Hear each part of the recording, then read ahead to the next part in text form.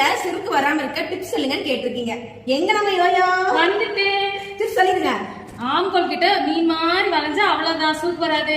அப்படி இல்ல, சீக்கிரட்டா 2 டிப்ஸ் இருக்கு, வாங்க சொல்லி தரேன். சுருக்கு வராம இருக்க இந்த 2 மெஷர்மெண்ட் ரொம்ப முக்கியம். ஃபர்ஸ்ட் வந்துட்டு நம்ம அண்டர்ஆர்ம் கிட்ட எடுக்கிற இந்த பைசெப் சர்க்கம், அண்ட் செகண்ட் வந்துட்டு ஆர்ம் ஹோல்ல இருந்து இந்த பைசெப்க்கு எடுக்கிற கேப் உடைய ஹைட்.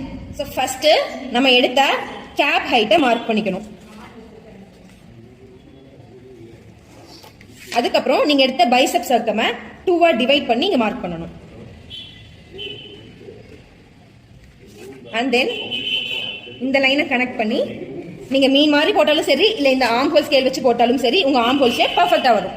சுருக்கு வரக்கு மெயின் ரீசனே இந்த கேப் ஹைட் வந்து கம்மியா இருக்கனாலதான். சோ கம்மியா கொடுத்தீங்கன்னா சுருக்கு வரும், அதிகமா கொடுத்தீங்கன்னா இந்த இடத்த தூக்குன மாதிரி இருக்கும். சோ நீங்க ஸ்லீவ் மார்க் பண்ணும்போது கேப் ஹைட் மட்டும் கரெக்டா கொடுத்துக்கோங்க. நீங்களும் இந்த மாதிரி ட்ரை பண்ணி பாருங்க, சுருக்கு இல்லாம வரும்.